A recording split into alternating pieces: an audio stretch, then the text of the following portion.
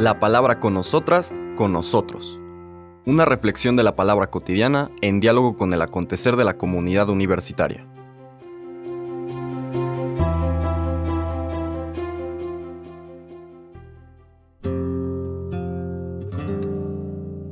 Hola, buenos días. Bienvenidas, bienvenidos a la palabra con nosotras, con nosotros. Ayer empezábamos el capítulo 15 de la primera carta de Pablo a los Corintios alrededor de esta duda que le presentan las comunidades, en particular esta comunidad de Corinto. ¿Qué es eso de la resurrección y cómo debemos de posicionarnos alrededor de eso, ¿no? Terminaba el comentario de ayer subrayando que Pablo dice, miren, yo les he transmitido lo mismo que yo había recibido. Recibido quiere decir o que lo acogió de la comunidad una vez que empezó a relacionarse más de cerca con los cristianos, y básicamente el sentido de toda la fe cristiana, que es el amor infinito de Dios encarnado en Cristo, en Jesús, que entrega su vida para que tengamos vida. Y por ahí empieza, ¿no? Les he transmitido lo que yo mismo había recibido. Primero que nada, que Cristo murió por nuestros pecados, según las Escrituras. Habría que subrayar que esto es buena noticia, no es una queja o una denuncia o algo para que se sientan culpables en el sentido mundano las personas que lo están escuchando. Cuando dice que Cristo murió por nuestros pecados, no es que nuestros pecados lo hayan matado, sino que para salvarnos de nuestros pecados, Jesús aceptó la muerte. Es decir, asumir sobre sí aquello que nos estaba destruyendo, que nos estaba matando. En otras ocasiones les he comentado que tenemos experiencias concretas en nuestra cotidianidad de cómo el amor que acoge el dolor del hermano o de la hermana sana y salva. Cuando escuchamos a alguien que la está pasando mal, que nos comparte su situación y lo hacemos con esa actitud de acogida, de deseo de bendecir a esa persona, les he comentado que sentimos internamente que lo que le está pasando se nos pasa. Es decir, viene a nosotros, empezamos a sentirlo, nos empezamos a entristecer o nos empezamos a indignar o distintos sentimientos. El ser humano tiene esa capacidad de no solo percibir, sino, si quiere, acoger para acompañar, para aliviar el dolor, la situación que tiene la otra persona que se nos acerca buscando, compañía, solidaridad. Guardadas las debidas proporciones, eso es lo que hace el Señor Jesús. Asume sobre sí humanamente todas estas consecuencias del egoísmo, que se traduce desde luego en violencia, en inhumanidad, en agresividad, pues todo lo que describen los pecados capitales, ¿no? Soberbia, maltrato, discriminación, objetualización del ser humano, en fin, todo eso tiene consecuencias para quien maltrata a los demás a través de esa actitud egoísta y también para sus víctimas. El pecado en la tradición cristiana no solamente son las acciones que no son imputables moralmente, es decir, que yo por mis decisiones conscientes y libres causo el mal, ¿no? Estos cometiste pecado. Eso que se llama pecado, la hamartía, la enfermedad del corazón, que habita en la conciencia humana, implica no solamente lo que realizamos, lo que nos es imputable, como les decía, sino también lo que sufrimos, de lo que somos víctimas.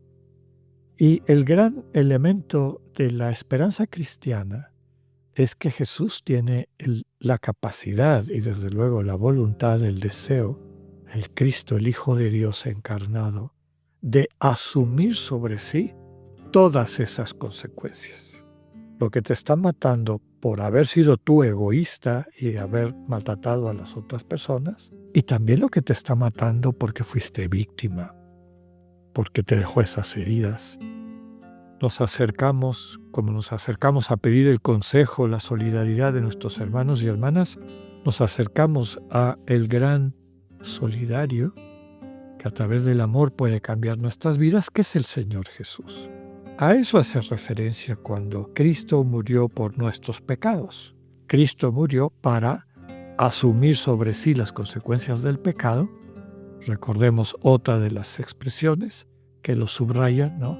El inocente, el que no pecó, se hizo pecado, asumió el pecado para liberarnos del pecado. Un poco como lo describe el profeta Isaías en el cántico del siervo sufriente de Yahvé. Por sus heridas sanamos nuestras heridas. Y esas heridas, sigue describiendo el cántico, en realidad son las nuestras, que Él asumió sobre sí.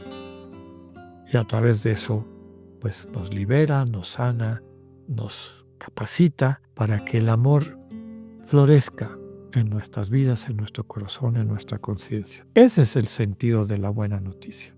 Cristo entrega la vida en el horror que describe la muerte que tuvo, pero desde este horizonte de esperanza que al asumir sobre sí todo eso que mata y llevándolo a la muerte, lo destruye, lo acaba, y ya en la conciencia, en la vida del creyente que pone su existencia en las manos de Jesús, empieza a experimentar estas semillas de redención.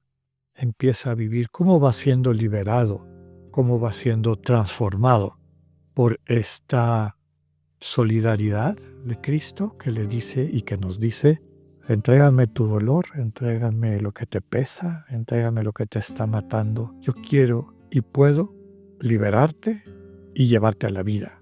Tengo la capacidad porque ya atravesé esa negrura y demostré con mi resurrección que el amor tiene la última palabra. Por lo tanto, confía en mí. El versículo 4 lo subraya, ¿no? Cristo murió por nuestros pecados según las Escrituras. Versículo 3. Versículo 4, que fue sepultado y resucitó al tercer día según las Escrituras. Lo que les acabo de decir, el amor tiene la última palabra. Cristo es testigo de eso y nosotros somos testigos de Cristo. Por eso dice, se apareció a Cefas, a los 12, a 500 hermanos en una sola vez, a lo mejor un encuentro multitudinario. Y dice, hay algunos que están vivos y les pueden preguntar. Después Santiago y finalmente a todos los apóstoles. Y termina el relato diciendo Pablo, y a mí también. Aunque se reconoce, dice, como un aborto, es decir, quien nace muerto o quien viene al mundo muerto, pues porque estaba muerto. Pero inmediatamente subraya, gracias a Dios, yo ya viví una resurrección. Soy lo que soy, yo estaba muerto. Y la gracia de Dios no ha sido estéril en mí. Me ha llevado a trabajar más que todas las personas. Aquí hay un pequeño rintintín. Ya sabemos que entre las facciones de esta iglesia naciente que se oponen a Pablo y a su enseñanza, que ya lo hemos descrito muy bien, de apertura al mundo pagano, de subrayar que no se tiene que hacer judíos las personas para salvarse, sino que lo que tienen que hacer es aceptar la salvación de Jesús, tener esta relación personal con el resucitado, y eso basta. Y tan basta que se puede apreciar que la vida, la actitud de la gente es transformada y llegan, como Pablo, a no tener una vida estéril, sino una vida que transmite buena noticia, que transmite vida para los demás. Es desde ahí como Pablo es testigo del resucitado, igual que Pedro y todos los apóstoles, ¿no? Por eso termina diciendo, tanto ellos como yo proclamamos lo mismo. Es decir, les compartimos lo mismo y damos testimonio porque lo hemos vivido. Y ustedes también.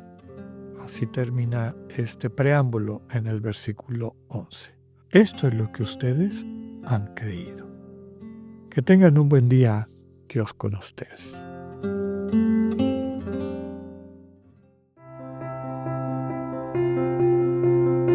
Acabamos de escuchar el mensaje del Padre Alexander Satirka.